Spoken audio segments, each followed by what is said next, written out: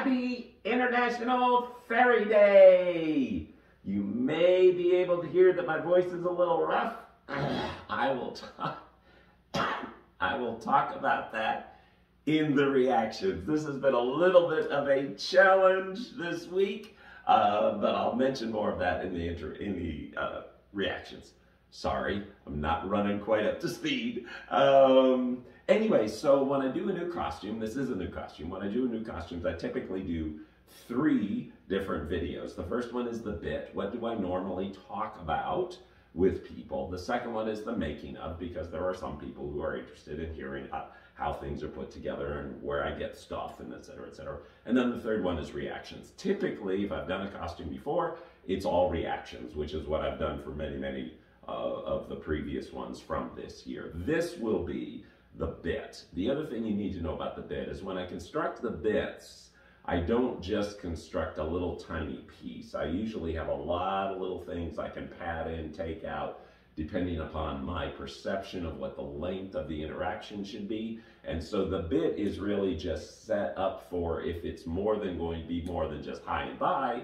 That bit is set up so that I can move in, I can stretch, I can contract, I can do that kind of stuff. So anyways, so here's the bit. This is the entire bit. I didn't talk about this, all of it with everybody every time. I just picked and choose. So anyways, for International Fairy Day, which is June the 24th, it was on Friday this year, and typically when something is on Friday, I like to do something that's a little bigger. International Fairy Day, I thought, well, that's fun, so I started doing some research around to look into fairies.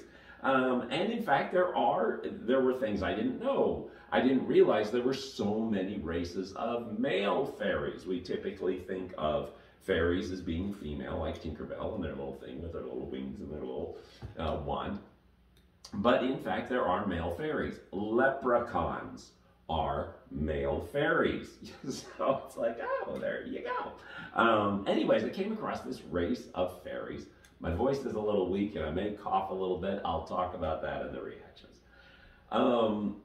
In doing research on male fairies, I came across a male fairy called a Fuka. They're also called Puka and Chuka, and there's a lot of different ways.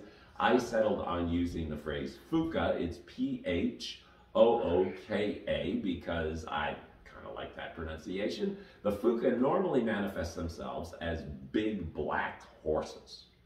And they're a little bit of pranksters, and so what they do is they hang around outside bars, and they wait for like a drunk person to come out. And then when the drunk person comes out, they go, hey buddy, want to ride? And then if the person happens to climb on their back, they take them for this wild ride through the fields and over fences and under branches. And I mean, they just scare the living daylights out of these people. And then when morning comes, he just kind of kicks him off his back and goes, see you buddy, and then takes him off. So the Fuka, though, are shapeshifters. So they can not only manifest as a big black horse, they can manifest as other woodland animals, and sometimes they manifest as old men. So I thought, okay, well, all right, so the Fuka manifest as old men. You know, I wonder what they wear when they go to, like, the fairy conventions, because I'm sure there's fairy conventions. And I started thinking about what they would wear when they go to the fairy conventions. And I started wondering, you know, when they're manifesting as old men, do their wings work that well? And I actually created some wings that were, you know, kind of like fairy wings, a little more gossamer, a little more kind of light and stuff. And I was thinking, you know, I wonder, I bet I bet that those wings might not work quite as well as they could. And so when the Fuka come in, you know, for a landing, yeah, you know, I wonder if they face plant a lot. Oh, I did forget to mention that the Fuka have had a place in American culture. And they've been in 2 different movies. I really should have looked up these movies, but I didn't.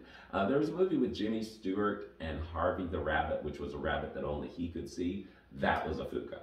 Donnie Darko, the movie, featured a rabbit kind of icon in it. That was a Fuka too. So the Fuka have, you know, wandered their way in a little bit into American culture. So anyways, so you got the Fuka, they're manifesting as old men, their wings don't work so well, they're coming in for a landing. Unless they're really careful, So then they're going to these fairy conventions. Well, they know at these fairy conventions that their card nectar is going to be there, and they're going to imbibe a little bit, and then there's going to be more of this face planting. And then people laugh at them, they don't like that. So they actually designed this costume. This is actually a costume that is worn by the Fuka, the male fairies, when they go to fairy conventions.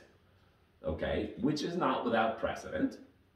The Scotsmen wear kilts. If you go over to Fiji, you will see big burly men in skirts called sulus. They look just like A-line skirts that are made out of soot material. So the Fuka decided that they would go ahead and kind of get around this problem of coming in and wiping out, is they would build this costume. Very much in line with what other fairies wear. Except what they did is they created this and they reinforced it all with metal. And there's all these metal staves in it, so it's very rigid, so that when they come in for a landing, it actually poofs out a little bit and catches air. And that's really important because it slows them down just a little bit, slows them down just a little bit. So the skirt increases the drag coefficient as they come in for a landing. This is the point where I normally pause because a lot of times, for most people, the joke just goes, and I slow down and say, yeah, the skirt increases the drag coefficient. People are like, huh? The skirt increases the drag coefficient.